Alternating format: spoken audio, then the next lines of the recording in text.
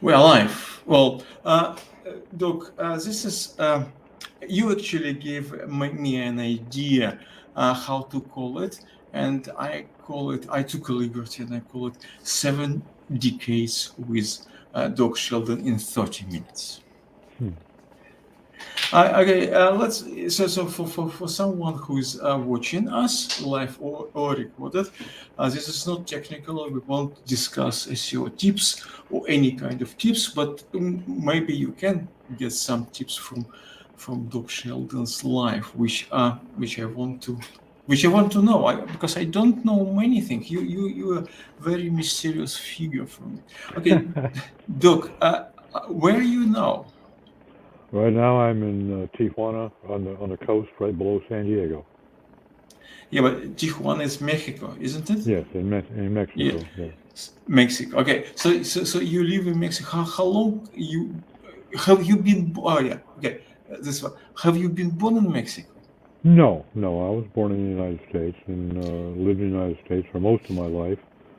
But I decided to retire about 20 years ago, and so we built our what was going to be our retirement home down here. And then the economy went south, and I decided I had to go back to work. Yeah. Okay. So you American, been born in America, spent most of your life in the United States, and then you go to Mexico. So can I ask you a stupid question? Can I call you Gringo then? Sure, So that fits. are you Gringo?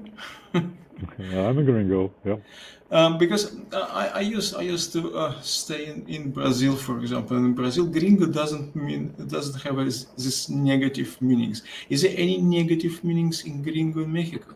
Mexico. No, supposedly the term came from back in around the when the Americans were fighting a war against the Mexican government, and the Americans wore green uniforms. The soldiers wore green uniforms, and of course, most of the Mexican populace didn't speak any real English. They just picked up a word here and there, and what they were supposedly, if the myth is correct, saying was green, go, go home, I see and and gringo. and, and Yeah, it okay. and it and it evolved into gringo. But there's no negative connotation to it. It's just a nickname. Okay, let's go back 50, 70 years back. Where were you being born in the United States? My dad was in the Navy, so I was what they call a Navy brat, and I was born in the Naval Dispensary which is like a clinic, okay, at the Port Hueneme Naval Hospital. Okay. And where did you go to school? Oh, all over. I've gone to school in New York City, in Michigan, in Mississippi, in Texas, in California. My dad, as I say, he was in the Navy, so he got moved around, transferred quite a bit, and I've lived in 11 different states in the United States, and in 11 different countries, counting the United States, over the Wow. years. So a lot of that was because I was a Navy kid, and then when I got out of high school, I joined the Navy, and I spent about 11 years in the Navy myself, so I got to travel quite a bit. So yeah, I went to school in the north, the south, the east, the west, all over the place. So I guess it's make you kind of very international and very tolerant to different languages, different culture, and everything. Well, yeah, because even within the United States, there's a lot of cultural differences from one region to another. And of course, when some kid from California lands in Texas or Michigan, you're seen as an oddity. You're a foreigner, and you're not accepted right away. So I got in a lot of scraps as a kid. I got in a lot of trouble at school. Just for fighting or for whatever. But it also helps me learn to adjust rather quickly. You get, as a kid, you get resilient real quick. Okay, so you spent 11 years at a Navy. I want to say Royal Navy. It's not a Royal Navy, of course, but Definitely not okay. royal, no. Yeah. No, why I thought about Royal Navy, because you very often saying Craig Campbell cousin, kind of implying that you have a Scottish roots. Is it true, or is it just a joke? What, the doc? No, but no. I thought you talking to Craig Campbell, Ah, and you saying him, oh, okay. cousin, and I Yeah. thought you may be implying that you have a Scottish roots. Oh, yeah, I definitely have Scottish roots, but it's kind of a joke between Craig and I. Basically, any Campbell is likely to be somehow related if you go back enough generations, because Okay. there were three clans, but there was originally only one root to those three clans. So, we are undoubtedly related by blood at some level, but it's probably 17 generations ago. Okay, so you don't remember. No, no, definitely before my time. In fact, Scotland is one of the.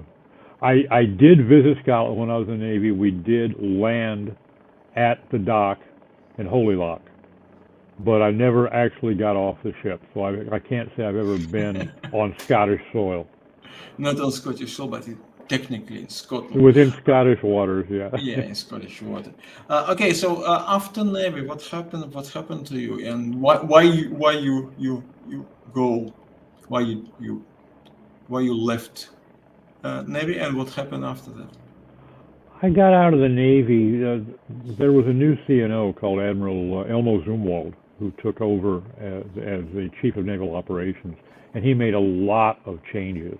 Okay, not all bad changes by any means, but there were changes that I didn't necessarily agree with. And my desire to spend 20 or 30 years in the Navy just kind of faded away because I didn't like the way it was changing. So I decided to get out, and I started sending out letters to possible employers just to get a feel. I hadn't decided, but I just wanted to see what's the job market, what's the salary market, and I got almost immediately. I got a request from an employer to meet with them, and they cited their salary range, which was slightly over three times what I was making in the Navy, Not bad. uh, which got my attention. So I took some leave and I went and met with them, and I liked what I saw, and I decided I put in my papers and got out. I had decided, as a kid, I was going to be career Navy, but as I say, I kind of got soured on the whole thing, and I was selected for. Well, there's two steps in the selection process. I made the first selection cut for a commission to an officer, and that's about the time that I made this trip and talked to this company called Excite Electronics and decided to go ahead and put in my paper. So the commanding officer who had recommended me for that commission program was very upset with me because he kind of went out on a limb for me and wrote me a glowing recommendation and really helped me a lot. And then all of a sudden I just decided I didn't want to do it. So it kind of destroyed our friendship. But anyway, that's why I decided to get out, and I went to work as a electronics technician, a field engineer You for mean Excite Electronics. hardware? Yeah, we fixed the UPS systems, uninterruptible power supplies for computers.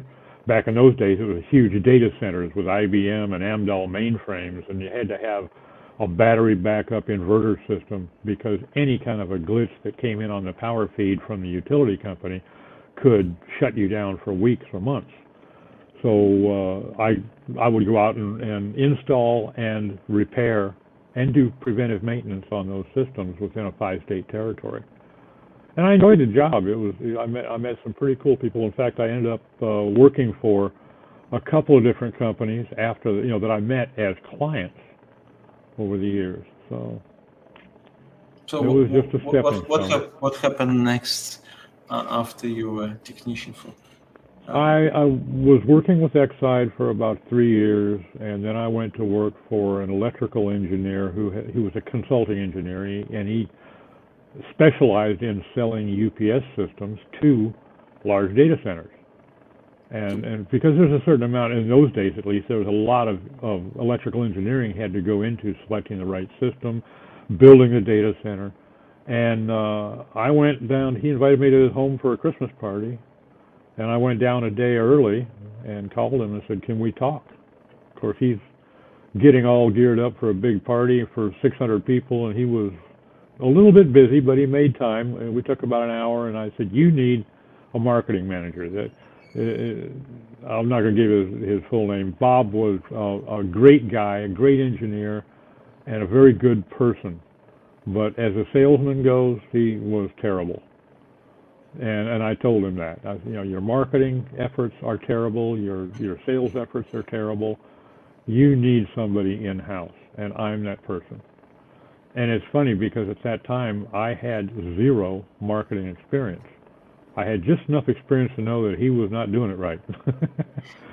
So And you were employed, and what, you went straight to marketing or sales or both?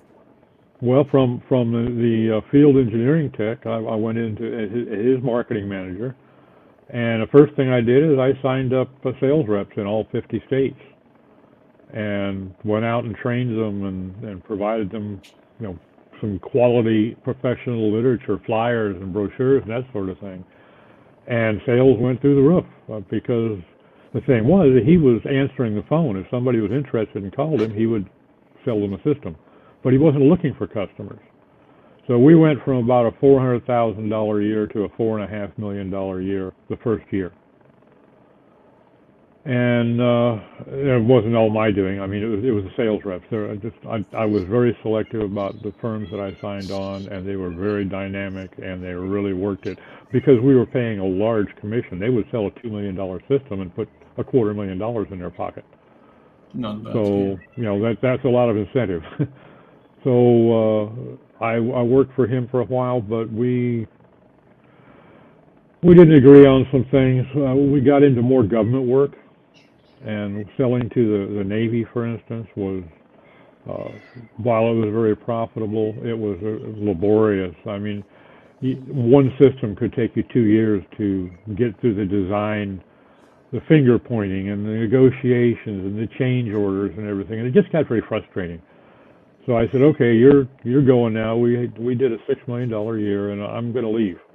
And I had bought a 10% interest in a local business, a publishing company, and I decided to go dedicate my efforts to that. Well, as soon as I got in there, Hold go on. ahead. So you went from Navy to, well, kind of sales and marketing for electrical engineering company, and after that you decide and you go and you became publisher. Yeah.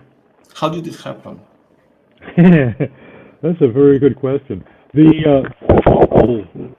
It was a very small rural area where we had our ranch, and it was a local weekly paper. And I met the couple that ran it, and we got along well. And I just decided that I wanted to participate in that, so I bought 10%. And then I became a little bit bored at this company, so I decided I was going to go and work at it because there were some things I could see my partner was lacking. He was just a little bit too laid back, and it was never going to grow. We wanted to become a daily, and it was never going to happen the way he was doing it. So I got there when I got more involved in what he was doing, and I learned a lot from him because, again, it was an entirely new area for me. So I realized that not only did he not have the skills necessary to be successful in that, he didn't have the moral fiber. He was a little bit too easy to convince to screw somebody over, which I didn't like. And so I had a choice. I would either walk away from it and lose my 10%, which was frankly was money I borrowed, and I couldn't afford to lose it. So, or I had to borrow some more money and buy the other 90%, and that's what I did. I went to the bank and got a loan, and I bought him out. And I did that for about 3 years, and made the mistake of going head to head against a publication, a statewide publication that is still very well known, Texas Monthly. They were very well known, like Playboy, for Just, high just, just, quality just, articles. just, just to clear, at that time, it's not online we're talking about. No, It's no, no, just no. This was normal this public. this was pre-internet. Yeah, this was back. Well, basically pre-internet. It was the very early '80s. So Texas Monthly was highly reputed for some amazing National Geographic quality photography and some amazing articles. They were a very high quality, full color magazine, and they were like a Playboy. They were, they were often over 100 pages each month, and they were very strong. Of course, this was in Texas. They were very strong, and I decided to go up against them with a brand new monthly magazine, and it was not a good business decision because as soon as I got their attention, they just decided, well, we're just going to step on this little guy and put him out of. He can't afford to spend the kind of money we can afford to spend, and I published 2 monthly articles, issues, and I couldn't afford to go to print with a third one because they destroyed us, and rightfully so. And we would never have beaten them anyway, Anton, because they just had amazing resources and skill and some fantastic writers, amazing photographers. Literally, they had 3 photographers who left National Geographic to come to them. So, And but National, do you think it was because of they have money, or because of they already have great stuff, or both? well, they were able to beat us because they had fantastic quality, no doubt about that. But having the financial wherewithal they basically cut me on price. See, they were selling for $5 an issue, and I went out for $2.50. And So, so they dropped their price to $2. do you think it's changed now with internet startup and everything? Do you think a small guy have a chance against a big, huge one? Yeah, absolutely. I think that it's leveled the playing field a lot because now the costs are much closer. It would cost me $40,000 to put out one issue, and I was putting out maybe, I think the most I ever printed at one time was 8,500 copies, okay? And that was 40,000 because it was a full color run. And they were spending 400,000 and printing 250,000 issue copies, but they owned 60% of that printer. So, their costs were dramatically higher, yet proportionally lower. So there was no way in the world I should have even thought. It was like an ant crawling up an elephant's leg thinking about rape. I should have just let that sleeping dog lie and left those people alone. But lessons learned. It was a good time. I enjoyed the publication. I got to know almost everybody in the county. An awful lot of them businessmen, a lot of them just residents, and my kids grew up and graduated high school there. It was great. So, I wouldn't trade the experience, but I might do it differently. But did you lose your money? Did you lose your money? No, yeah, shut it down totally. Had to walk away from an empty hole. Yeah. Okay. So, what was the next adventure? From there, I went back to work for Bob, and then he was an electrical engineer, and he always ran his own engineering department. Okay, and he only had a couple of engineers working for him. And I went and talked to him. I said, you can't. First of all, he was not in great health, and he was going to kill himself with the kind, putting in 16-hour days, 6-7 days a week. I said, you can't continue to do this. You need to hire somebody that can run your engineering department. He says, well, why don't you come run it? I said, why would you want me here? You've got 2 engineers, and both of them were just gophers. I mean, they weren't experienced. They were acting like draftsmen. Okay. And I said, you don't need me here. He says, I don't want a department with 2 engineers. I want to have 8 or 10, and I want some real engineers, people that I can say, okay, here's the client. Design a system and just run a spot check on it afterwards. I said, okay, I can do that. So I went back to work for him, and I stayed with him for another, I think, 4.5, 5 years. And we built up an engineering department. And then by that time, he was already doing a lot of government work, which, as I say, is very profitable. And I started up his engineering department and got that staffed up. Then I started an installation department because we were doing systems for the Navy all over the world, and we actually had to go and install them and train their people on site. So we got 6 or 8 guys, well, guys and girls, trained and up to speed to go out around the world and install and set these things up. And then, you know, when I was in the Navy as a kid, before I was in, when my dad was in the Navy, I would go someplace typically for a year and a half to 2 years, and then he'd get transferred and we'd go someplace else. And that kind of stuck with me, Anton. I got to where after a couple of years someplace, I got bored. I was ready to move on, you know, because I was used to it. And it kind of carried over into my professional career too.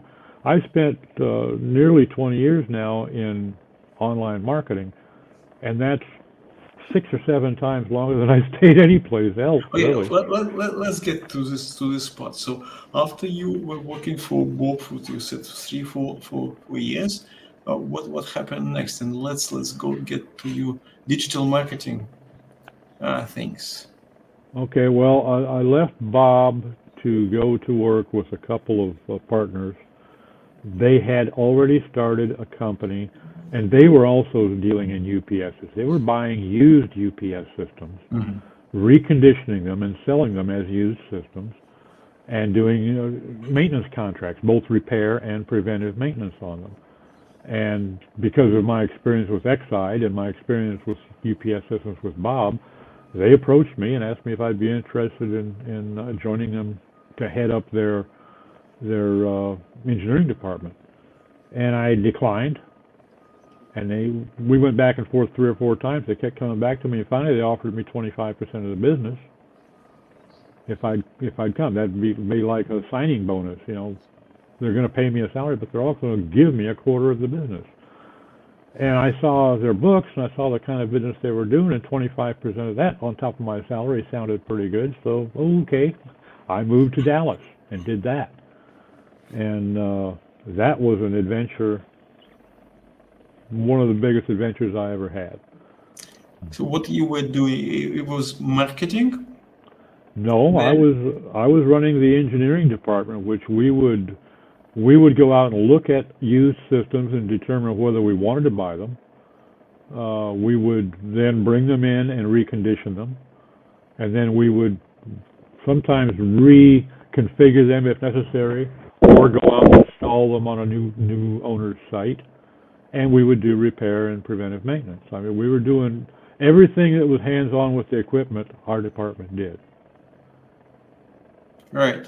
So I'm trying to push you because I said it will be 7 decades in 30 minutes. We still have like 7 minutes. Let's try to get closer to latest, well, the biggest part, the SEO or digital marketing. How did you get there, and when?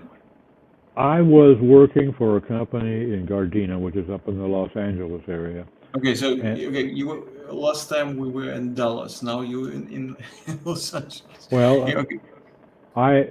the company, this will be a long story, but Okay, I will let's make it. do it longer than 30 minutes. Okay.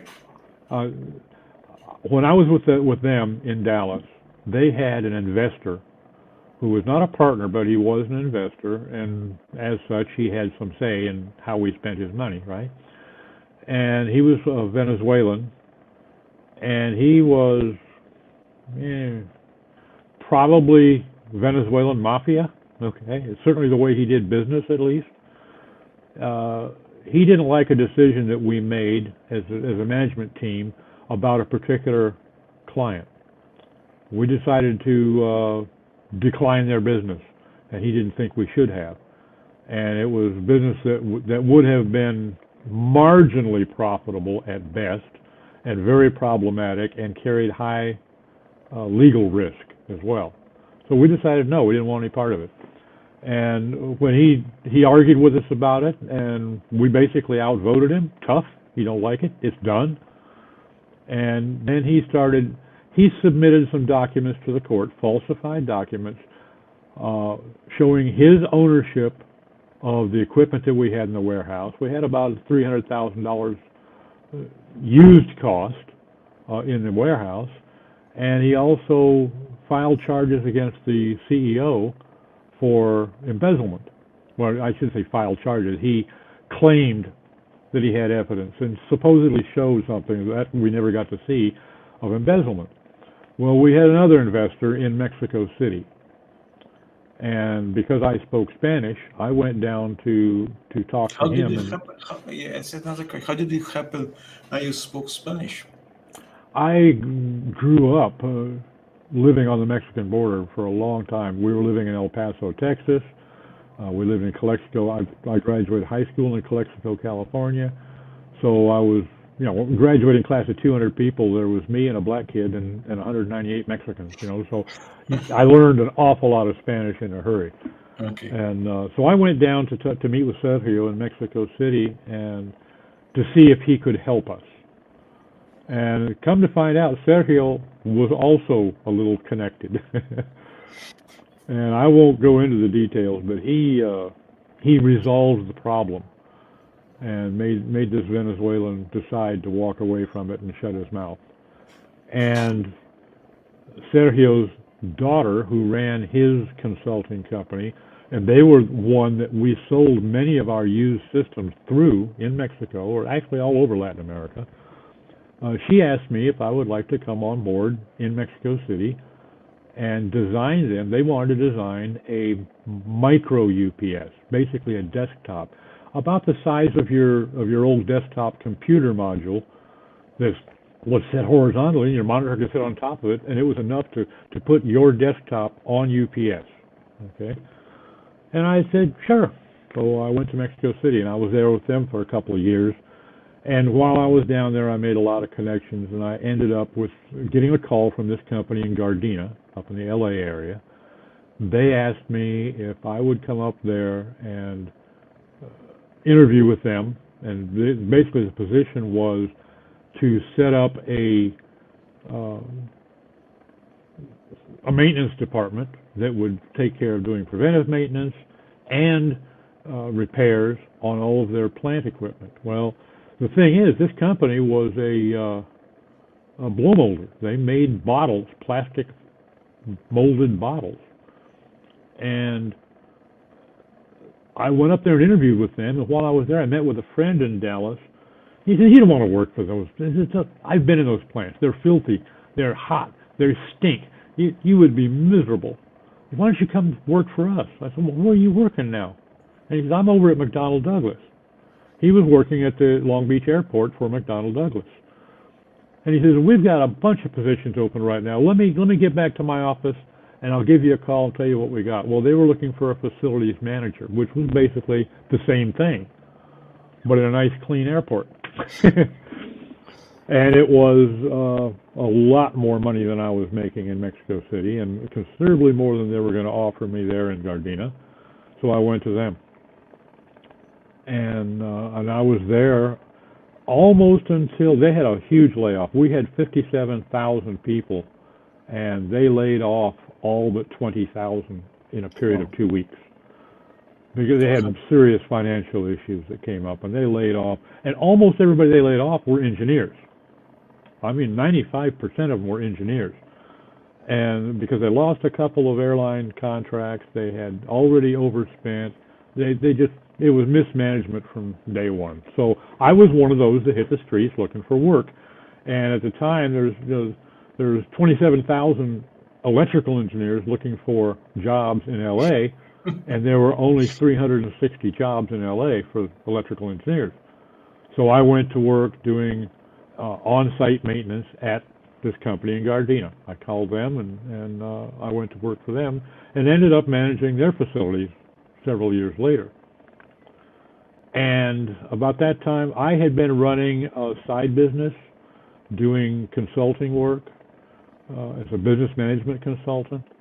and I would, I might have two, three, four clients in a year's time, and I would go out and spend a week with them or a couple of weeks there and look, do a site survey and train their people and make some recommendations to their management and get paid. And that was the extent of my involvement. And a company that I worked with briefly on a turnaround project reached out to me. Their CEO reached out, wanted to know if I'd go down to Laredo, Texas, visit their plant in Mexico, and tell me if their plant manager was the right guy for the job, because they were having some real issues at that plant, and he wasn't convinced this guy was the right guy for the job. And I said, yeah, I can. I quoted him. I figured a week, and I quoted him a project cost for the week, and he was going to pay $3,000 plus all my expenses, and I'm on a plane. And I got down there, and the plant manager was a great guy, very sharp. The problem was that there were cultural issues that he wasn't able to bridge, and he wasn't getting full cooperation from the Mexican managers on site. So I ended up being there for 6 months, and that was a nice project. But at the time that I was down there, I'd been there for about 5 months, and my daughter was getting ready to have her 13th birthday. I just became a girlfriend for the first time, serious boyfriend, and I decided I needed to be home more because I was spending 6 months out of the year on the road. And so I finished that project, and I came home and decided I was going to have to find something to do that would let me stay home more. And I started, this internet thing seems to be pretty popular. Let me take a look at it and see what it's about. And the first thing I saw was copywriting. It seems like something I could get right into because I had done a lot of writing over the years. And then I saw some comment someplace about SEO copywriting. Oh, SEO, what the hell's that? When was so I started. I said, when was it? Oh, God. Yeah. That had to have been in probably 2001. Okay. Maybe 2000. And I got interested in the SEO. I was doing some copywriting for piecework. And Anton, I was one of these guys. I was competing with Indians and Bangladeshi, so I was doing 500-word blog posts for $2 freaking, okay, when I first started. and doing a lot of them, okay? I mean, a whole lot of them, 20 in a day. And then I started realizing, okay, well, I don't need to compete with these guys because these people keep coming back to me because they like my quality better. So my price became $5, and then $10, then $15, then $30, then $50, and now I'm charging $300, okay? But it took 20 years to get here. Meanwhile, I was listening to podcasts and reading blog posts and getting interested in this SEO thing, and I found it fascinating. So I started my SEO consultancy, and I started doing that on the side. And now you were still in the United States at that time. Oh yeah. Well, I was probably down here by the time I started the SEO agency. Yeah, I had to have been down here. I was, borders don't mean much when you work online. Yeah. I I mean, quality of life, culture, and I'm pretty sure it's very different, isn't it? Well, there's a certain amount of culture shock anytime you go someplace new. Knowing the language helps. My wife happens to be Mexican. That helps. Okay, and I spent an awful lot of time here over the years, so that helps. So to me, it really wasn't a culture shock. It was more. There was a bigger culture shock for me in getting used to working online to people for 2 years that were clients that I never physically met. We never had dinner together. We'd never shaken hands. That was more of a culture shock for me. That sounds and I've very gotten over familiar that. To me. Yeah, we've all gotten over that, right? But it's just something to get used to, and I didn't really,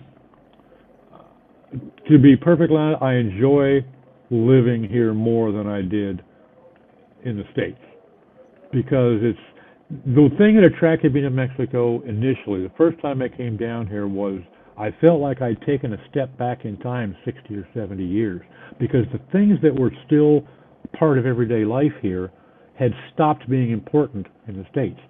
Like, and the comparison I made at the time was if you wanted to have a business that was sure to fail from day one, start an old folks home.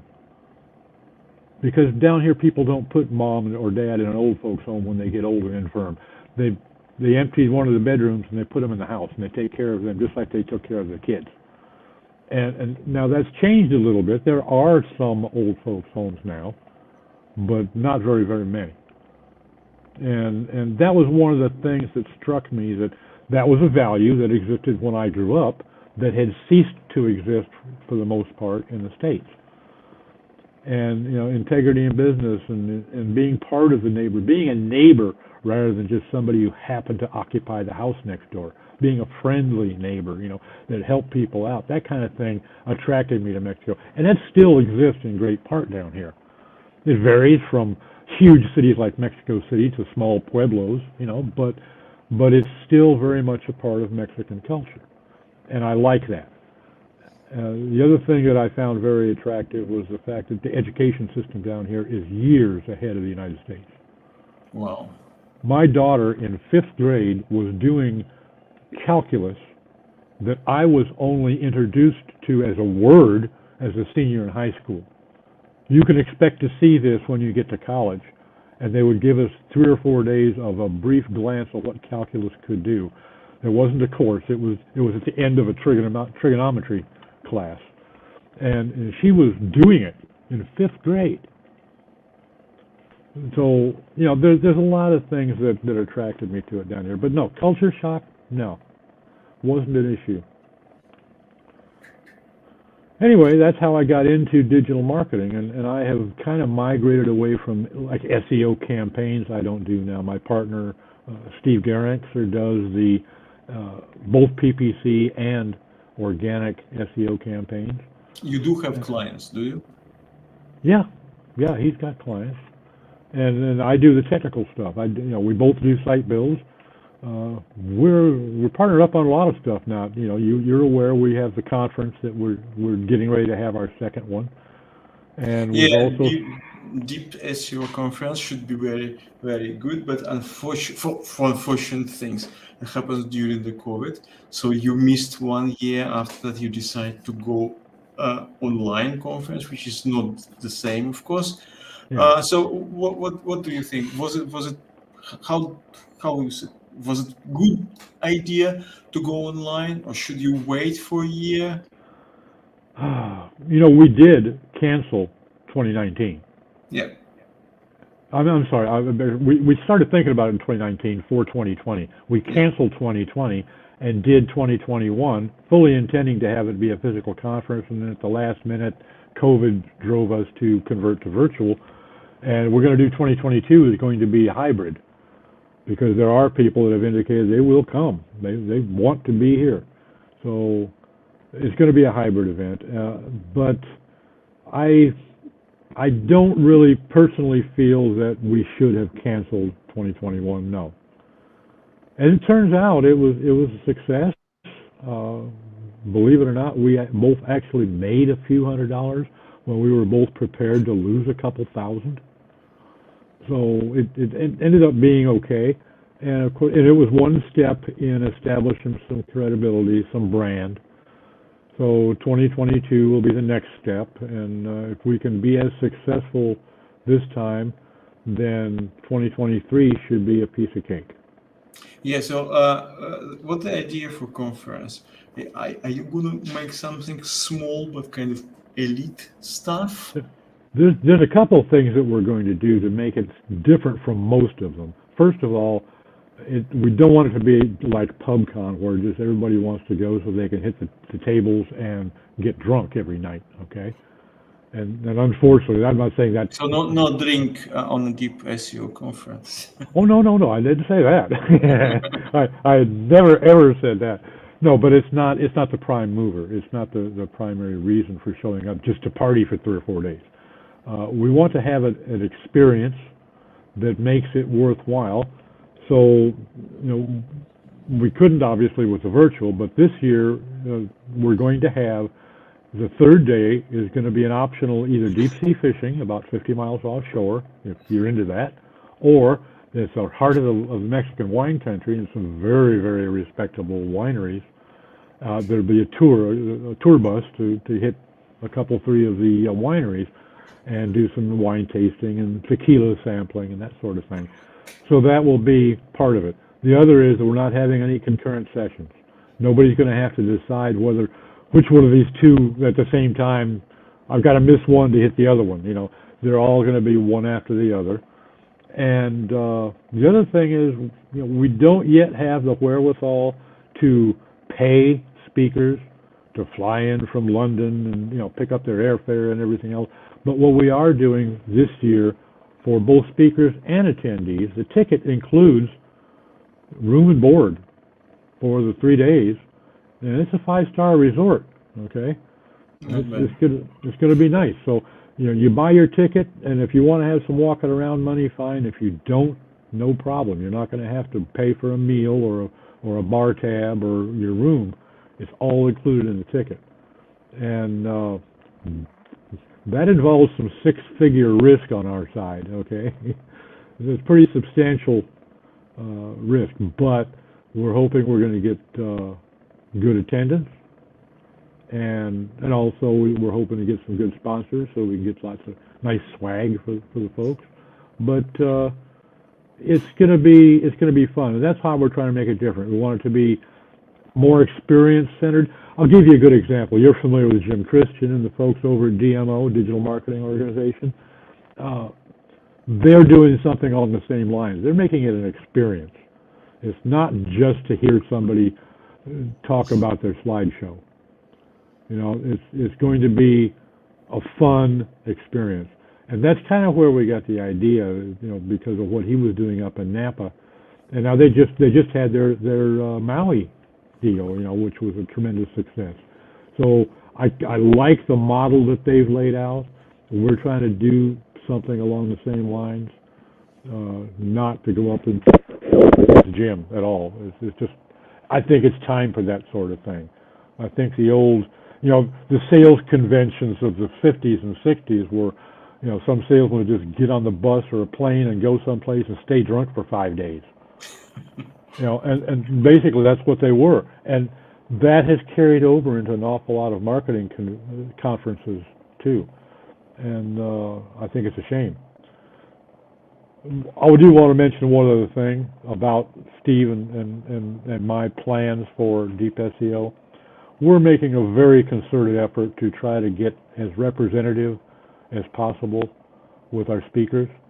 So, women, handicapped, people of color, I don't care. We're professionals. And there's some damn fine female professionals out there who typically get about 10% representation at conferences. We tried very hard even last year to get 50%, couldn't quite get there. We're struggling even more this year because very few people are interested in taking a chance with COVID and getting on a plane, going through an airport, and then gathering down here. And particularly, I'm sure for some folks, the idea of being in Mexico is concerning too, because they don't know, are people wearing masks? Are people getting tested? So the pandemic has affected the way a lot of us are doing things. But that's one of the things that we're really trying hard to do, and that's going to be part of our going forward, is trying to make sure that we're getting good representation with, people of all stripes, colors, genders. I don't care. We've got some great speakers to choose from in our industry, and that's what we're trying to do. We're trying to get above that SEO 101 level, get the pros in there that really can offer some value. I thought we will be doing your 7 decades in 30 minutes. We couldn't do that. I understand we need to do a second part, but let's do a second part after Deep SEO Conference 2022. So somewhere at the end of this year, and let's talk about a little bit of you again, because some parts still missing, because I was trying to push you towards the last one, but and about conference as well. So hopefully it will go very well. And thank you very much, Doc. Thank you, Anton. Enjoyed it.